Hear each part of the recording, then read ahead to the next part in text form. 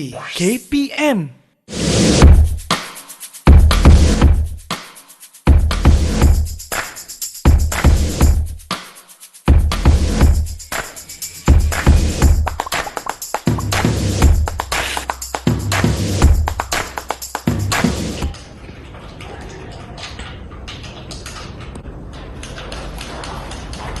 Imran, dah tu main game. Kamu main game ni dapat apa je? Pergi belajar sekarang. Pada study lah, Mak. Pergi belajar. Main game ni tak dapat apa. Apa yang untungnya main game tu? Baik kamu pergi belajar. Belajar pandai-pandai, kita dapat kerja bagus, dapat bantu keluarga. Main game dapat apa? Apa yang untung? Tapi, Mak, ramai orang jadikan game ni sebagai kerjaya. Pekerjaan pendapatan tau. Itu alasan kan kamu bagi kat mak biar mak tak marah kamu main game kan? Betul, Mak. Game ni pun boleh jadi suka antarabangsa tau. Betul. Yelah Imran, dah habis main game ni, pergi belajar Okey, Mak. Assalamualaikum, salam sejahtera. Anda bersama saya Nisa K di dalam slot pentaksiran psikometrik di saluran Didik TV KPM. Nampak tak video yang telah sama-sama kita tonton sebentar tadi? Ada kaitannya dengan tajuk ataupun topik yang kita nak kupas pada hari ini, iaitu psikometrik pereka bentuk masa hadapan murid. Untuk berbincang dengan lebih lanjut, pastinya Nisa perlukan orang yang lebih arif di dalam bidang ini. Kita berkenalan dengan guru kita. Silakan.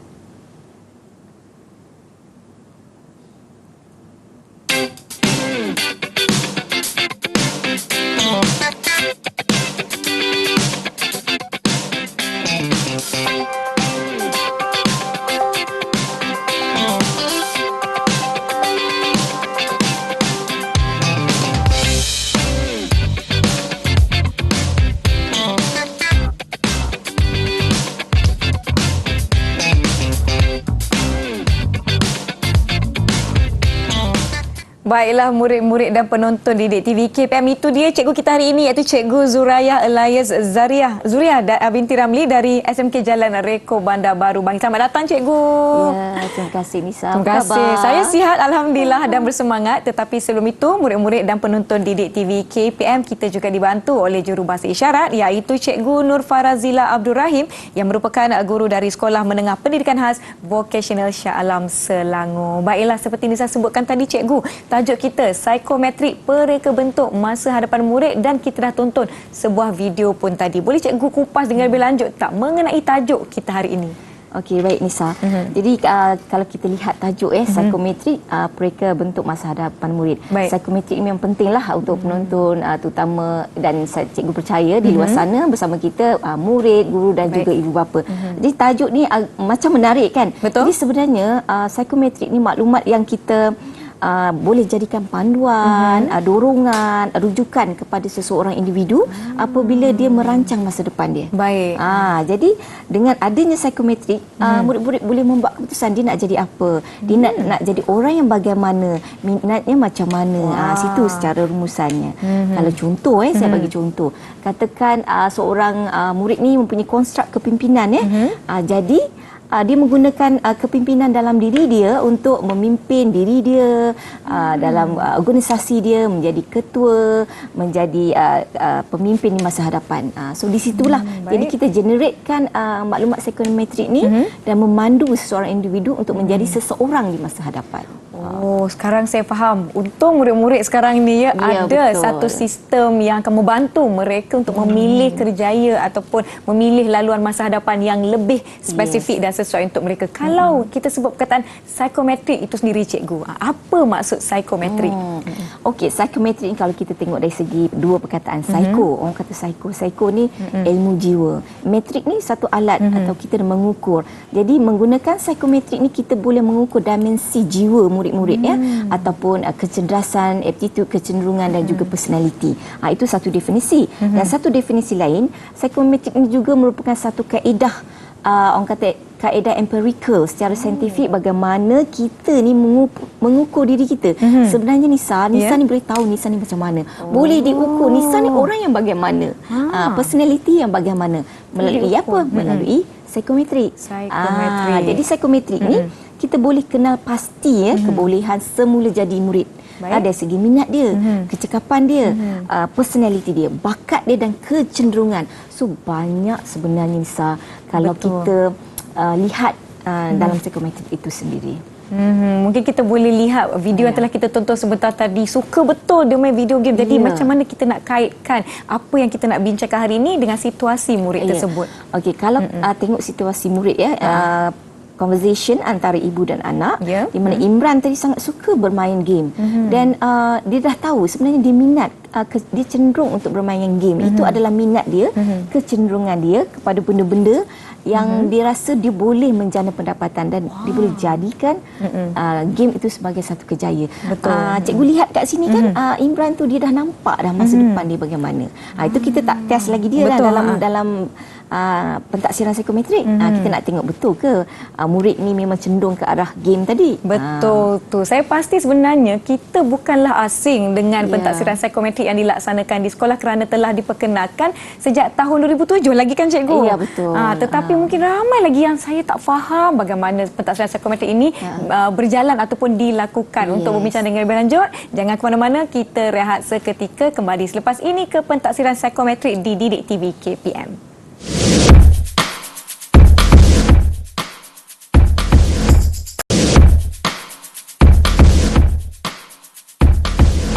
Anda sedang menonton pentaksiran psikometrik di saluran Didik TV KPM bersama saya Nisa K dan Cikgu Zuraya. Kita membincangkan tajuk kita, psikometrik pereka bentuk masa hadapan murid. Cikgu, saya sangat nak tahu dan saya pasti ramai sebenarnya yang tak nak tahu situasi yang bagaimana yang memerlukan pentaksiran psikometrik ini dijalankan, atau cikgu dah tahu dah, oh macam ini murid yang perlu kita lakukan pentaksiran tersebut.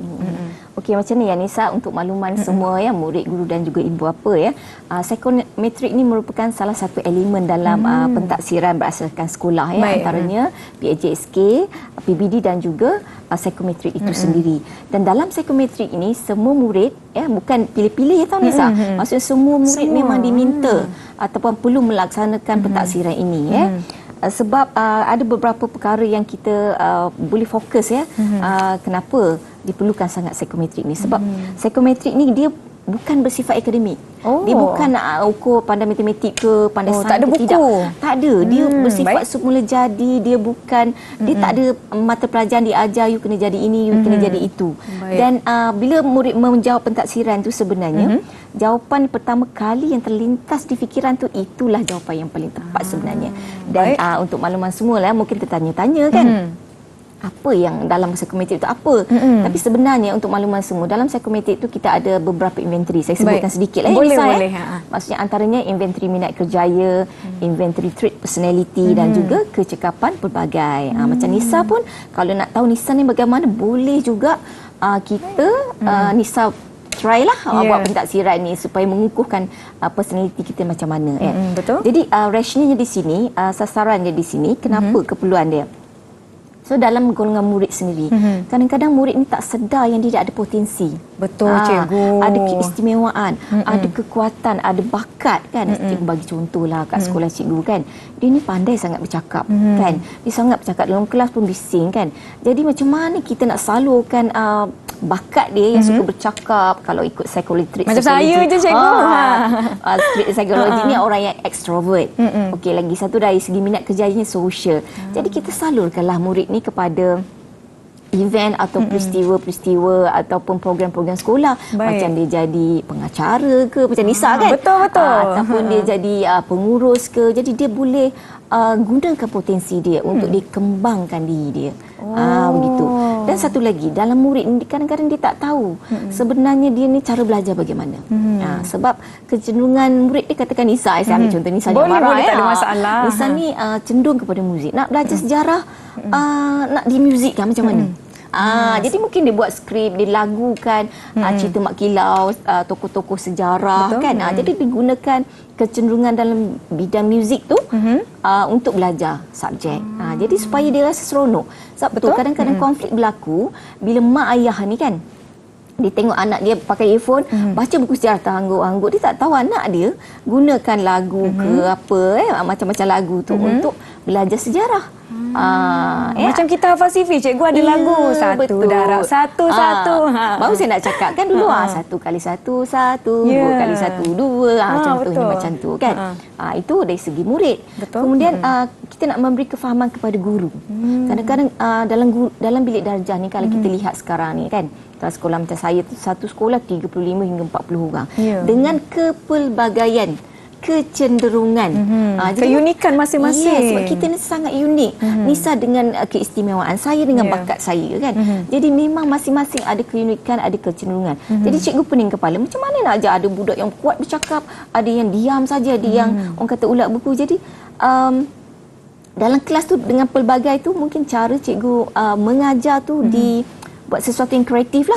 Kalau dalam kelas tu banyak sangat sosial, macam sekolah saya kan ada satu kelas tu memang majoriti dia inventory minat kerja dia sosial. Dia punya personality dia extrovert.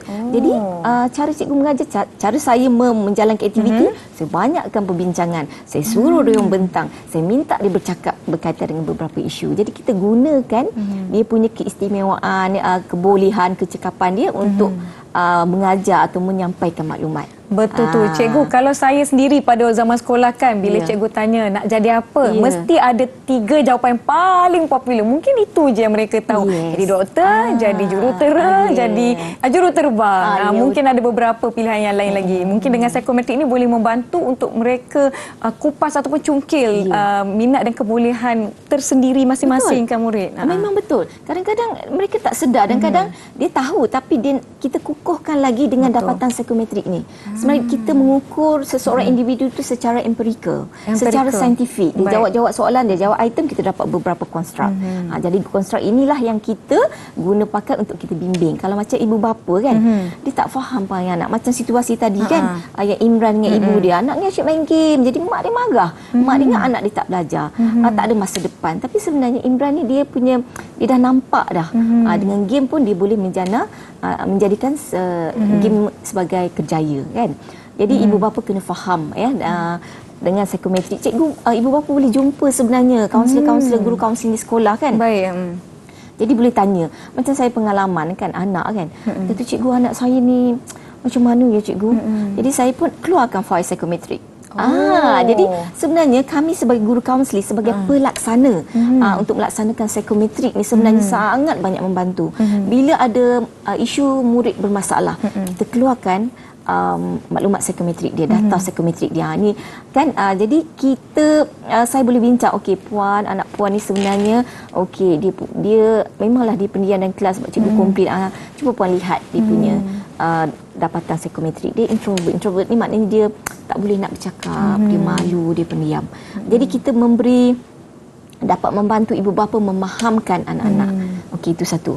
Satu lagi yang isu yang selalu berlaku tentang membuat keputusan dalam mungkin pemilihan aliran, pemilihan pengajian. Sebab psikometrik ni bagi saya lah yang setelah melaksanakan lama kan, memang sangat banyak membantu dan sangat banyak maklumat yang kita boleh gunakan untuk membantu murid, ibu bapa dan juga guru. Macam contoh ibu bapa tadi dalam membuat keputusan nak pilih aliran apa kalau murid tingkatan 3 kan. Ya, betul. Murid-murid di sana kan. Jadi jumpalah guru kaunseling untuk lihat kecenderungan awak di mana. Adakah awak pintar bahasa, pintar nombor, pintar muzik ke, atau seorang yang naturalist ke? So perkara yang saya sebutkan itu sebenarnya adalah konstruk-konstruk yang ada dalam salah satu inventory psikometrik tadi. Baiklah cikgu, menyebut mengenai pelaksanaan pentaksiran psikometrik di sekolah-sekolah. Saya nak cikgu kongsikan boleh sedikit saja mengenai berkaitan psikometrik dengan falsafah pendidikan negara. Okey. Kalau kita lihat falsafah pendidikan negara kan, untuk melahirkan insan yang bagaimana? Insan yang holistik. Holistik itu dari segi apa? Maksudnya dari segi jeris. Maksudnya jasmani, emosi, rohani dan terbaru spiritual. Dan dalam komponen psikometrik itu sendiri mengandungi elemen-elemen tersebut. Dia ada nak ukur minat, nak ukur bakat, Ya. nak ukur kecenderungan murid-murid di luar sana, ibu bapa Baik. nak ukur kecekapan.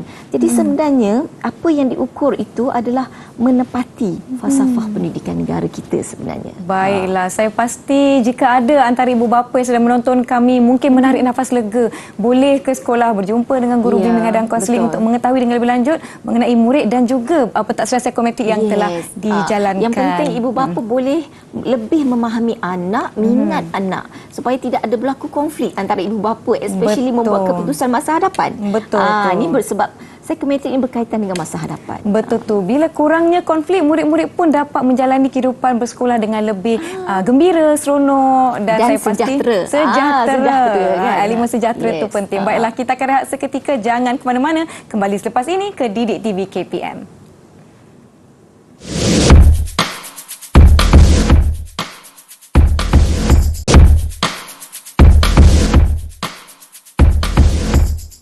Anda sedang menonton pentaksiran psikometrik di saluran Didik TV KPM. Masih bersama saya Nisa dan Cikgu Zuraya. Saya nak tanya Cikgu, saya pasti ramai tertanya-tanya. Pentaksiran psikometrik ini telah dijalankan sejak tahun 2007 lagi. Diperkenalkan 2007. Apakah yang berlaku ataupun sedikit sejarah mengenai pelaksanaan pentaksiran psikometrik?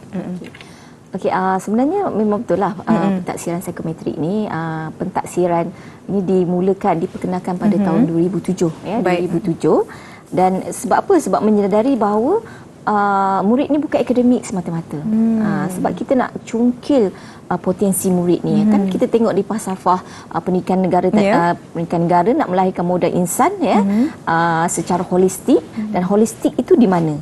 Dan dalam psikometrik itu sebenarnya bersifat holistik. Nak melahirkan pelbagai jenis atau pelbagai modal insan pelbagai orang kata individu yang bersifat minatnya pelbagai, bakatnya pelbagai, kecenderungannya pelbagai, emosi yang pelbagai dan semua. Sebab kita ni masing-masing kita ni unik kan. Nisa lain, saya pun lain kan. Jadi semua perkara ni ambil kira. Diambil kira untuk melaksanakan dalam pembinaan psikometrik tadi Baik. Okey. Jadi kalau secara holistik kita nak lihat emosi murid bagaimana kan. Di situ kita boleh baca. Dan kalau orang tak percaya psikometrik ni kita boleh ukur kita macam Nisa sendiri. Sebenarnya saya boleh ukur Nisa sendiri kan. Tapi saya ni bukanlah Tok Nujum kan. Macam murid-murid sendiri pun boleh tahu sebenarnya, boleh mengetahui apakah diri anda, siapakah diri anda. Isunya murid tak faham diri, guru tak kenal murid. Kadang-kadang ibu bapa pun sebenarnya tak faham anak-anak dia bagaimana. Sebab personality, minat semuanya terbentuk daripada siapa ibu bapa mereka, Betul. di mana mereka tinggal, siapa sahabat mereka dan persekitaran mereka. Jadi perkara-perkara inilah yang membentuk personality kita. Cikgu, boleh cikgu sebut murid sendiri tak kenal diri, saya setuju. Sebab saya dulu pun tak tahu yang saya boleh bekerja sebagai pengacara di televisyen, cikgu. Saya ingat dulu nak jadi pensyarah. Tenaga pengajar. Betul. Betul, memang kadang-kadang kita tak jelas. Mungkin dia tahu dia ni suka bercakap je kan. Tapi dia tak salurkan potensi berkomunikasi, suka bercakap itu kepada yang sebetulnya. Jadi dengan adanya taksiran ini, psikometrik yang dijalankan di semua sekolah dan murid-murid jalankan daripada tahun 4, 5, 6, tingkatan 1, 2, 3, 4 dan 5. Jadi memang sangat banyak membantulah terutama pihak sekolah. Betul. Dan terutamanya kami sebagai pelaksana guru kaunseling dalam membantu isu-isu murid.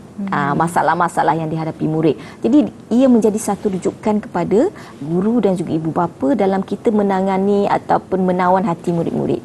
Dan kita berkomunikasi dengan murid. Saya bukan apa cikgu, tajuk hari ni rasa macam dekat sangat dengan hati saya. Sebab bila tingkatan 3 di pentaksiran psikometrik dijalankan kat atas saya, start tingkatan 4 tu saya rasa masa itulah mungkin guru-guru sedar potensi saya ni kan banyak bercakap kan. Diberikan peluang menjadi pengacara majlis di sekolah dan pelbagai aktiviti lagi lah. Jadi murid-murid jangan takutlah nak ambil pentaksiran psikometrik tu, jawab setulus hati kan cikgu kan. Betul. Sebab psikometrik ni bukan exam. You jawab sahaja. Dia tak ada, cikgu tak akan mengajar psikometrik ni. Kalau bila cikgu nak buat ni, cikgu exam tak, ini bukan exam, ini hanya pentaksiran. Awak jawab sahaja. Be a real self. Jadilah diri awak. Betul. Jangan jawab nak yang terbaik, tak. Yang bila kita jawab nak yang terbaik, bermakna dah dah lari. Maksud kita seolah-olah itu bukan diri kita Ya, sebenarnya. kita bukan nak cari yang nombor satu kan. Kita bukan nak cari nombor satu, kita bukan nak cari yang A, tak ada. Dia memang ada skor, tapi skor ni kita tafsirkan. Tinggi, rendah, sederhana. Baik. Okey, saya bagi contoh lah Boleh, satu kan. boleh. Macam kita ambil intelektual. Okey, itu dalam inventory trait personality kan. Jadi seorang murid ni kalau dia dapat skor intelektual dia tinggi, bermakna murid ni dia punya personality yang suka banyak menggunakan pemikiran, banyak membaca, banyak menyelidik. Dia link dengan inventory minat kerjaya, investigatif. So kalau macam saya lah kan, kita proses, ambil dua inventory ini, letak dekat-dekat, kita tengok okey, dia ni minat investigatif. Kita padankan ya, Kita cikgu. padankan. Kita boleh padankan. Kita tengok intelektual dia. Okey. Betul tak? Maksudnya intelektual dia suka aktiviti yang mencabar pemikiran dia. Kalau investigatif tu sendiri untuk murid-murid lah dia suka menilai, dia suka menganalisa, dia suka memerhati.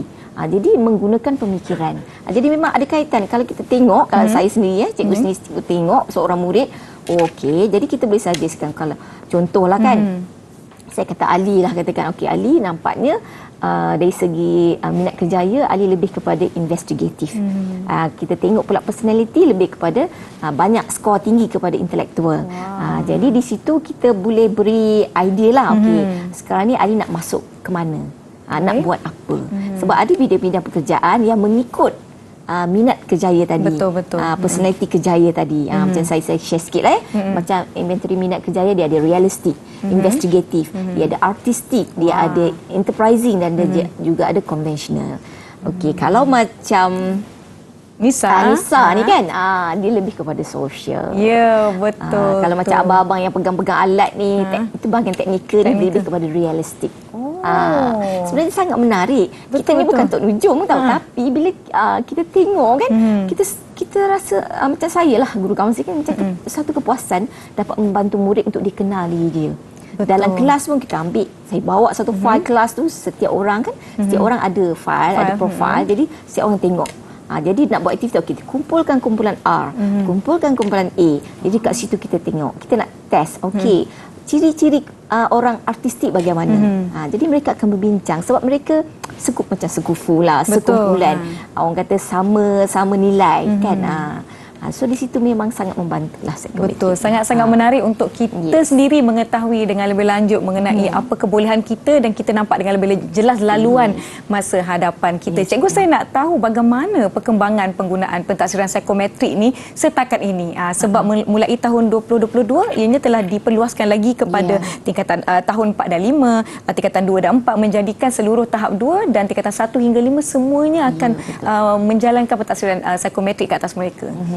Ya Nisa, kalau sebelum ni kita hanya sasarkan kepada kumpulan tertentu, tingkatan tertentu kan, macam sekolah menengah, macam cikgu sekolah menengah kan, kita buat kita sasarkan kepada tingkatan 1, tingkatan 3 dan juga tingkatan 5. Tapi mulai tahun ini kesemua tingkatan daripada tingkatan 1, tingkatan 2, 3, 4, 5 akan menjalani pentaksiran psikometrik, dan memang maklumat atau data hasil dapatan nanti memang kita gunakan untuk menjalankan aktiviti, membantu murid, dan guru sendiri boleh memahami murid itu. Kalau dia tengok murid itu diam, tak nak cakap kan, bila mengajar yes, tunduk-tunduk, maknanya murid itu bukan tak faham, tapi dia memang jenis orang yang cikgu cakap intelektual, dia jenis memerhati, didengar. Macam tu. Jadi guru sendiri kena faham karakter murid di dalam kelas itu. Mungkin kadang-kadang ada juga guru yang rujuk, macam kami kan, rujuk murid ni macam mana dalam kelas, diam je. Tu yang jenis diam. Yang jenis aktif sangat tak boleh. Jadi kita macam ni. Kita pun bolehlah share, kita pandu okey macam mana kita nak buat aktiviti murid-murid yang sangat aktif ni kan. Jadi banyak perbincangan antara guru kaunseling dan juga guru-guru mata pelajaran. Baiklah, saya pasti segala informasi yang diperlukan telah kami kongsikan.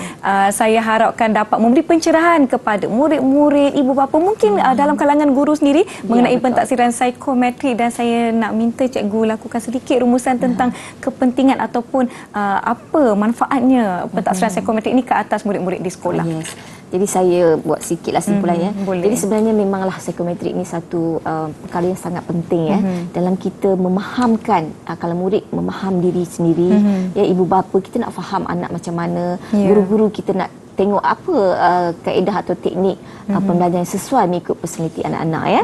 Jadi memang kita tak boleh lari lah ya, ibu bapa, guru dan semua, supaya kita dapat gunakan semaksimum mungkin dapatan ataupun maklumat daripada keputusan psikometrik ni untuk kita membentuk ke arah insan yang lebih sempurna, lebih cekap, lebih hebat, mengikut kesesuaian mereka, mengikut minat mereka, mengikut kecenderungan mereka. Saya banyak kali cakap kecenderungan minat, sebab itulah kita, sebab kita sangat berbeza. Betul. Ya, antara murid A, murid B, karakter berbeza, emosi berbeza, minat berbeza. Jadi memang kita, murid-murid di luar sana dan ibu bapa, dapatkan ya, kalau di sekolah jumpalah guru kaunseling untuk lebih memahami ya seseorang individu ya, seorang yang bergelar insan itu. Betul tu. Pentaksiran psikometrik ni saya percaya dapat membantu murid-murid untuk mengenali lebih lanjut tentang keinginan ataupun kebolehan diri sendiri. Ibu bapa pula dapat membantu murid-murid mencapai cita-cita, dan guru-guru di sekolah dapat memberikan orang kata apa, pendekatan yang lebih sesuai untuk murid-murid. Baiklah, sebenarnya sampai di sini sahaja